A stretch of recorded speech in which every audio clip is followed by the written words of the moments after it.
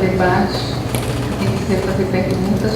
Acho que a gente pode fazer uma série de três, né? 3 questões. Boa tarde. Bom, quero saudar em primeiro lugar a mesa. Foi bacana ouvir as 3 exposições. E agora no final eu tive a felicidade de conhecer mais de perto o trabalho da Vânia, que é uma pessoa que eu conheço de longa data, né? E achei interessante, Vânia, a tua exposição, ela foi bacana, porque a gente tem visto vários trabalhos sobre a Amazônia, mas eu acho que tu te lançaste numa tarefa grandiosa, né, que é analisar essas séries todas televisivas. Eu acho que o teu trabalho dá uma contribuição importante. E meu comentário, na verdade uma pergunta, né? Eu não sei se tu conheces, talvez devas conhecer o trabalho do Humberto Eco, Viagem na Irrealidade Cotidiana. E ali o Humberto Eco vai fazer uma coletânea de textos, né? Um livro hoje esgotado no Brasil, a gente encontra em sebo, mas se tu não conheces, eu acho que seria legal tentar ver esse trabalho, porque ele vai falar justamente de 2 momentos da televisão. Um momento que ele chama de Paleo TV. A Paleo TV, ela é uma televisão que ela está preocupada em reportar coisas, né? Funciona mesmo dentro daquele espírito de que a televisão funcionaria mesmo como um meio que transporta informação daqui para lá, né? E aí ele vai mostrando como isso foi se transformando ao longo do tempo, até chegar ao que ele chama de Neo TV. E apesar do livro ser de 77, a publicação dele no Brasil, salvo meu engano, de 1977, mas ele é de uma atualidade impressionante. E ele vai mostrar exatamente que a Neo TV, ela tem como uma das características básicas a autorreferencialidade, né? Então, a televisão cada vez mais fala de si para os seus ouvintes, e ela precisa cada vez mais legitimar o seu lugar de fala perante os seus telespectadores, né? E eu achei interessante, exatamente acho que essa abordagem do ego é interessante para pensar o meu trabalho, porque, quer dizer, quando a Globo vem fazer essas séries aqui na região, quer dizer, ela já vem, na verdade, com o script pronto, né? Ela já vem com o script pronto. E as imagens, no caso, que vão sendo captadas ao longo do caminho, acho que tu observaste com muita propriedade o fato de que os repórteres não saem da margem, né? Eles não conseguem adentrar realmente esse mundo, que é o mundo estranho ao mundo do outro. E essas, na verdade, é como se aquilo que vai sendo captado pelas imagens viesse apenas para corroborar algo que já estava previamente roteirizado, digamos assim. Já havia quase como que um roteiro prévio do que ia ser mostrado, as imagens viriam para corroborar isso, né? Então, por exemplo, e aí a questão da autorreferencialidade, quando ela diz assim, a Amazônia como você nunca viu, né? Quer dizer, quem tem o poder de mostrar a Amazônia como você nunca viu é a Globo. E aí a questão também dos tempos, né? Quer dizer, desse abismo entre o tempo, digamos, da sociedade urbana, capitalista, industrial e o tempo desse lugar estranho, exótico, que é um tempo em que as horas não passam, né? Como é possível ser feliz ali? E que é sinônimo da improdutividade também, né? Quer dizer, é uma afronta ao tempo da sociedade capitalista, esse tempo improdutivo, esse tempo morto, de alguém que está ali, deitado na rede, né? Então, por outro lado, é o tempo de alguém ou de um povo que precisa, digamos, receber insumos, né, ou receber uma orientação de fora, para que ele possa chegar a esse tempo da eficácia, enfim, se igualar, porque é uma barbaridade, aquilo é quase a barbárie de viver ali, naquele tempo. A questão... É isso. Não, era um comentário, eu queria que a Vânia falasse um pouco sobre essa questão da televisão da autorreferencialidade. É isso. Obrigada. Ok, só uma questão de ordem. Então, 3 inscritos e a gente vai, infelizmente, encerrar, né, nesses 3, porque tem toda uma programação ainda a ser desenvolvida. Boa tarde. Meu nome é Gisele Moro. E uma pergunta para a professora Vânia também. Eu queria que você comentasse um pouco mais sobre as categorias que você produziu no seu trabalho e utilizando dentre os 3 pensadores. Me chama um pouco. O último. Boa tarde à mesa.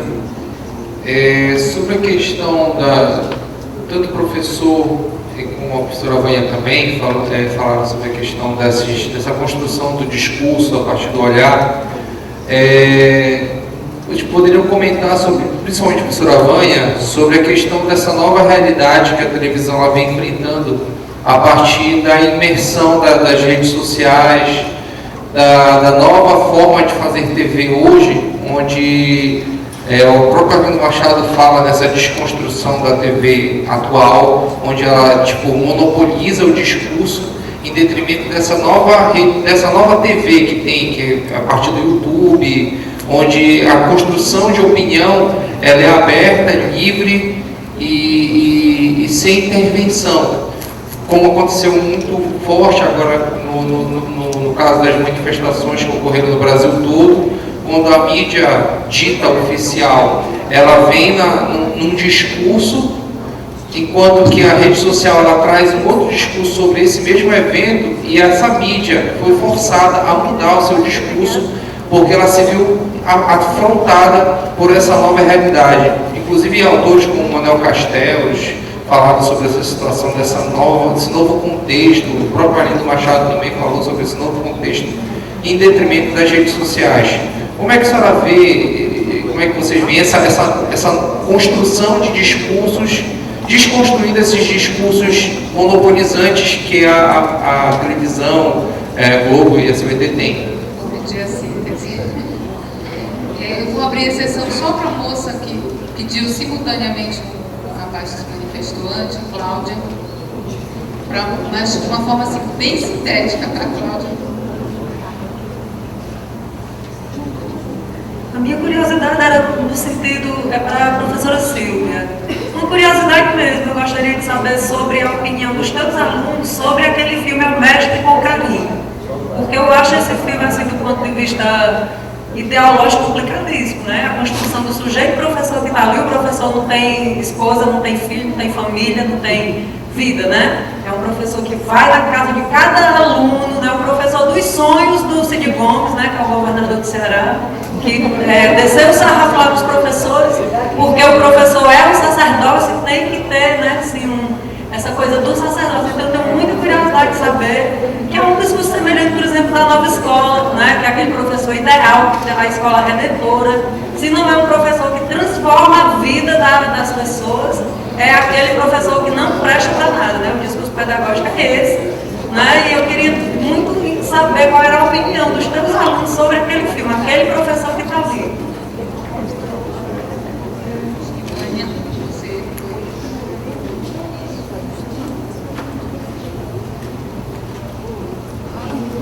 Bom, deixa eu tentar.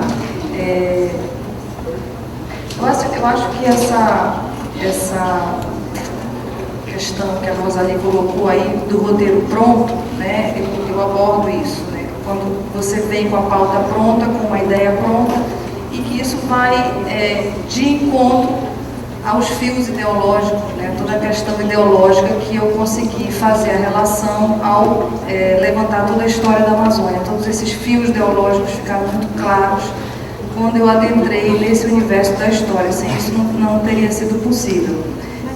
Eu acho que a questão da autorreferencialidade, ela é presente, ela está presente no jornalismo, porque é ela que nos garante e que nos reforça esse atestado de real, né? Mostrar para onde eu vou, a dificuldade de chegar, como eu chego, como eu faço, né? Como eu abordo, como eu entrevisto, acaba me colocando como aquele autor com poder para dizer do outro, né? Sou eu que chego, sou eu que escolho, sou eu que decido, sou eu quem resolvo qual é a melhor tomada, né? Tem uma cena no DVD da Caravana, que isso são bastidores que estão no DVD, que é quando a caravana chega em Afuá, acho que é Afuá, no Marajó, e aí a população está toda em peso no porto esperando a caravana. Por quê? Porque no Jornal Nacional anterior, da noite anterior, eles dizem para onde eles iriam. É lógico, né? Se o pessoal do JN vai chegar amanhã na minha cidade, eu vou ver. Então o Bial, quando chega com o barco dele, ele mostra a população inteira no porto. Aí ele fala pro segurança, será que dá pra gente descer aí? Não dá, acho muito perigoso, então vamos embora. E aí eles vão embora com medo de serem atacados pela população, como se eles fossem monstros que fossem atacados. E aí eu fui aproximar essas imagens todas, eu também comento isso que é interessante, e fui congelando cada carinha que aparecia lá no meio daquela multidão. Olha, uma alegria, uma felicidade deles.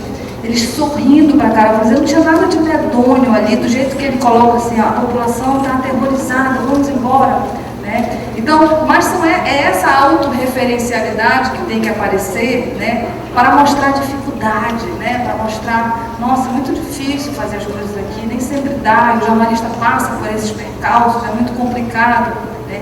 E essa autorreferencialidade, já respondendo ali o nosso amigo, né, ela tem sido cada vez mais crescente, né, e necessária pela pressão das redes sociais. Né? Em vários trabalhos já hoje, né, nessa linha, é uma outra discussão, né, da necessidade dessa autorreferencialidade, né, para concorrer, digamos assim, em termos de espaço com as redes sociais que estão cada vez mais pautando a televisão. Então não é mais a Rede Globo que pauta, mas a Rede Globo se pauta a partir do que se comenta e se discute nas redes sociais.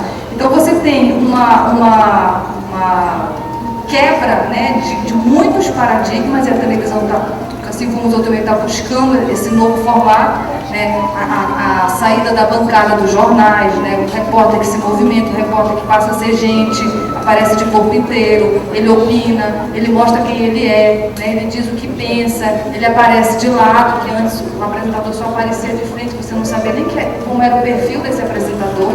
Hoje ele se mexe, ele anda, ele se movimenta, ele é gente, ele precisa ser gente, porque as redes sociais estão vindo, né, atropelando todo mundo, mostrando as gentes todas falando. Então a televisão nesse momento ela está avançando e correndo atrás para tentar entender o que ela pode ser diante dessa imposição das redes sociais, né, desse espaço que está sendo cavado.